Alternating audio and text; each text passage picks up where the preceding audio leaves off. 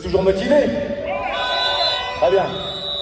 Bon alors, petite preuve encore, l'acharnement de la mairie de Paris contre les usagers de roues motorisés, c'est que ce week-end, il y avait le salon Moto Légende dans le bois de Vincennes, au parc de Floral, qui fait donc partie du 12e arrondissement de Paris. Contrairement à ce que certains pourraient croire, ça ne fait pas partie de Vincennes, mais bien du 12e arrondissement de Paris.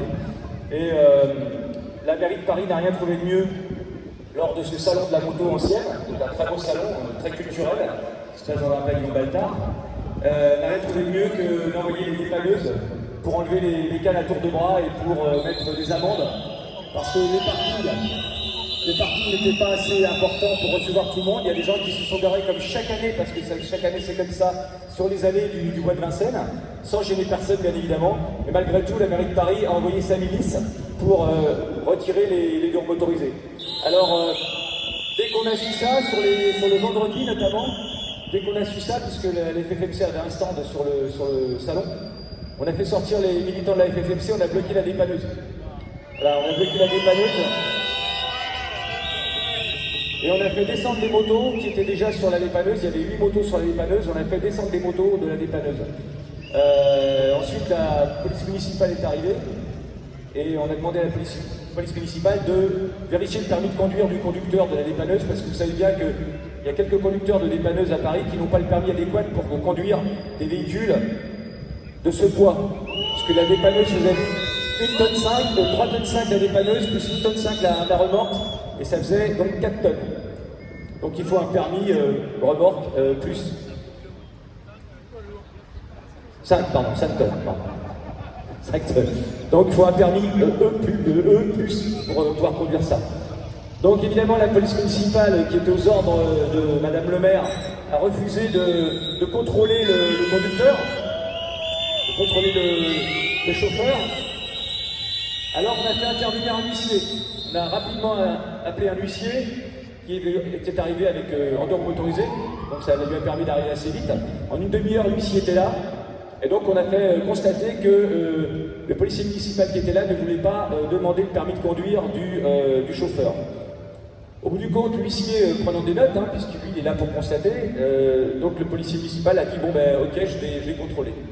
Donc il a contrôlé, le mec lui a sorti une carte vitale d'abord. Et le policier lui a dit, avec la carte vitale, je peux regarder dans le fichier s'il a un permis. Alors on a rien fait qu'il ait le permis ou pas. Sinon, on ne sort pas notre permis, on est verbalisé. Donc il faut qu'il sorte son permis, sinon vous le verbalisez. C'est pour tout le monde pareil. Voilà, donc c'est pas c'est pas, comment dire, le leitmotiv de la FFMC de faire verbaliser les autres. Surtout pas, on n'est pas dans ce truc-là, bien au contraire. Et par contre, quand on nous fait chier, il faut quand même arrêter un petit peu de discriminer les gens et de pas mettre tout le monde dans le même panier. Voilà, donc la dépanneuse a été bloquée pendant 2h30. Le mec gueulait parce qu'on a fait perdre sa journée, on lui a expliqué qu'on était évidemment là pour lui faire perdre sa journée, c'était une évidence. Donc il est reparti bredouille, il a reposé toutes les bécanes et il est rentré chez lui. Malheureusement, le lendemain, ça c'était le vendredi soir, le lendemain, donc tout le samedi et tout le dimanche, c'est une tournée constante des véhicules de la fourrière qui sont dû retirer des bureaux motorisés et d'autres qui ont été verbalisés. Alors imaginez pour les gens qui arrivent de province, parce qu'il y a pas mal de gens qui viennent de province pour ce salon qui est un salon national. Il y a des gens qui sont sortis, qui se sont retrouvés sans leur moto, qui avaient encore plusieurs centaines de kilomètres à faire derrière le soir, qui ont été obligés de reprendre une nuit d'hôtel à Paris. Alors déjà, c'est pas donné. Et ensuite, aller rechercher leur moto le lendemain à la fourrière. C'est un vrai scandale, un vrai scandale.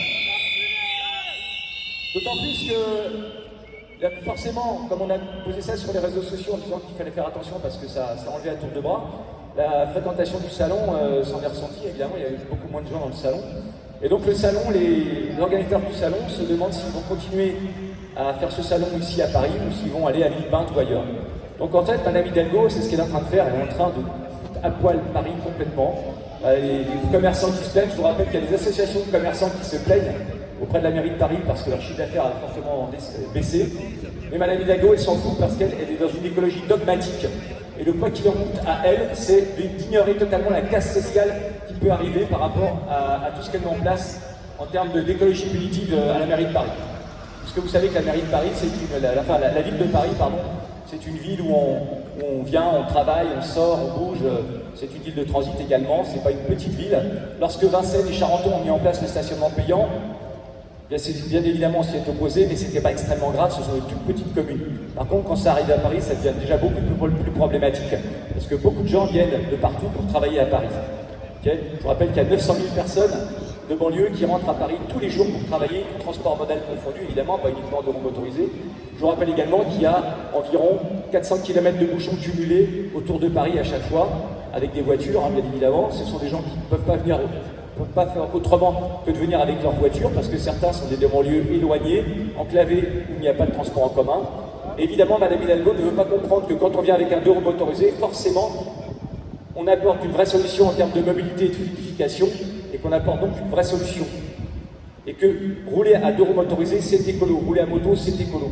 Voilà. Donc, quand il y a une moto dans la circulation, c'est pas une moto en plus des autres véhicules, c'est souvent une voiture en moins, puisque souvent ce sont des automobilistes qui sont passés de la voiture au scooter pour avoir une meilleure mobilité. Et ça, c'est bon pour tout le monde.